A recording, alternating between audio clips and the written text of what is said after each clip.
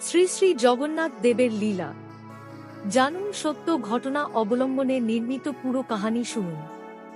ভালো লাগলে চ্যানেলটা অবশ্যই সাবস্ক্রাইব করবেন পরবর্তী ভিডিও সবার আগে পেতে। পর্ব 10।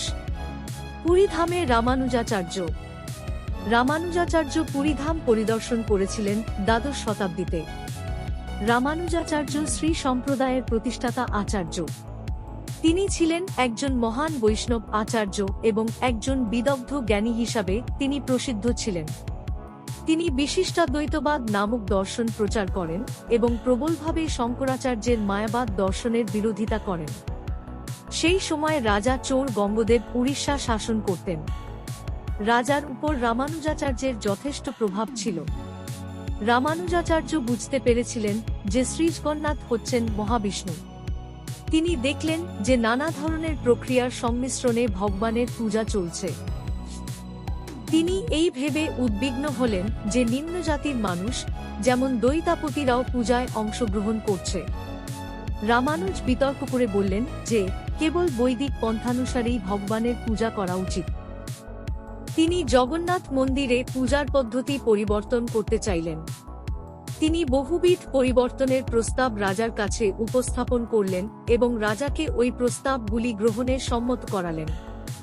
জগন্নাথের সেবকগণ এই নূতন পদ্ধতিতে আপত্তি জানালেন ও পুনর্বিবেচনার আবেদন জানালেন, কিন্তু রাজা তাঁদের অনুরোধে কর্ণপাত করলেন না।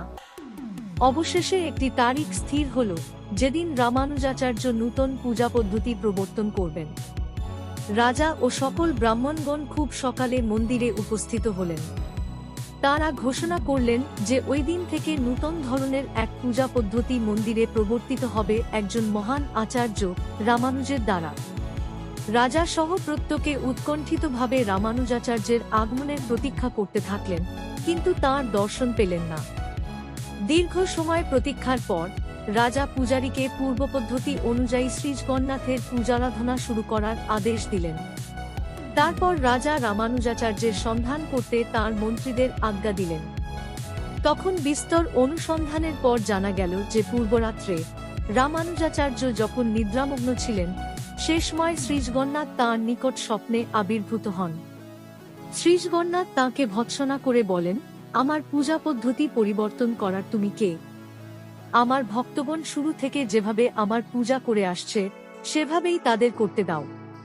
তারা আমার বিশেষ ভক্ত, তাদের সঙ্গে আমার বিশেষ সম্বন্ধ আছে। তুমি এটা বুঝতে পারছো না। তাদেরকে বিব্রত করো না, এখান থেকে চলে যাও। ভগবান গরুড়ের সাহায্যে রামানুজাচার্যকে আকাশপথে উড়িষ্যার বাইরে নিয়ে গেলেন। পরদিন রামানুজকে দেখা গিয়েছিল দক্ষিণ ভারতের কুর্মক্ষেত্র নামক একটি গ্রামে। জয় শ্রী জগন্নাথ দেব। ধন্যবাদ।